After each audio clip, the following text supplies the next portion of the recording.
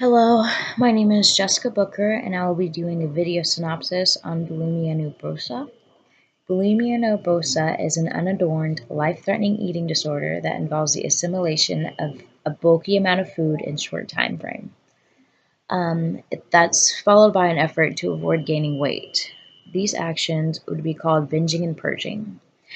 Binging is the consumption of a large amount of food in a short time frame, and purging is the evacuation of any food that was consumed. Different types of different different types of ways to partake in the binging and purging method are excessive use of laxatives or diuretics, vomiting, and extended periods of exercise. One of the sources that I used for this assignment was a website called Hope.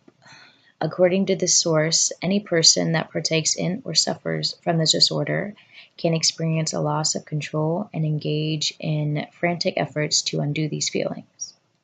There are two major types of bulimia: the purging and non purging types. Um, the purging type of bulimia nervosa is the accounts for most cases of those suffering from bulimia.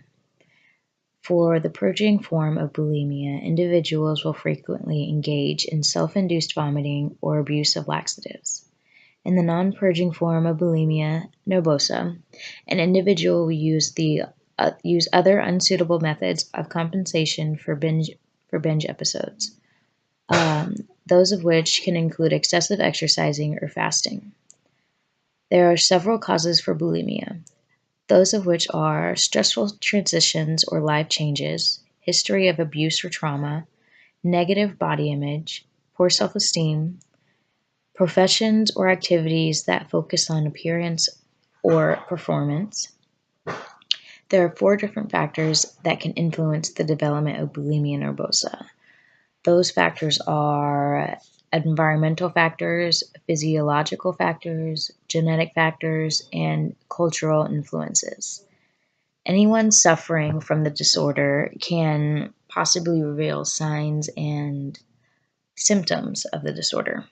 Physical signs and physical symptoms of the disorder are broken blood vessels in the eyes, chronic dehydration, constant weight fluctuations, electrolyte imbalances, enlarged glands in the neck and underjaw, oral trauma, inflammation of the esophagus, infertility, and chronic gastric reflux after eating. Signs and symptoms of binging and purging are eating in secrecy, frequent use of the bathroom after meals, having the smell of vomit on them, having the smell of vomit on them, lack of control while eating, switching between periods of overeating and fasting, and the disappearance of large amounts of food. This disorder can cause family problems and many relationship problems that the individual may have. Treatments are recommended for the disorder.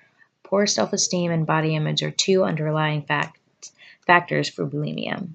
Therapy is integrated into the recovery process, and it typically includes one, discontinuing the binging and purging cycle. Um, that's a way for the individual to break the habit of binging and purging and hopefully restoring their normal eating habits. Two, refining negative thoughts for the individual to realize that body image is not important and the individual should not worry about illogical beliefs about body weight, body shape, or dieting.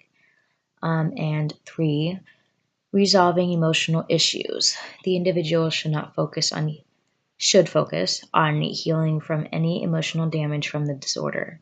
And the third step, the last step, the treatment can include dialectic behavior therapy, cognitive behavior therapy, and other related therapies. Eating disorders occur across a range of people and can affect individuals of any gender, ethnicity, or socioeconomic group. Bulimia is in the United States. Bulimia in the United States is 1.5% in women and 0.5% in men. That's roughly 4.7 million females and 1.5 million males. Bulimia is more common in the young adult years and adolescent years. Patients as young as 6 years old have also been diagnosed with this disorder.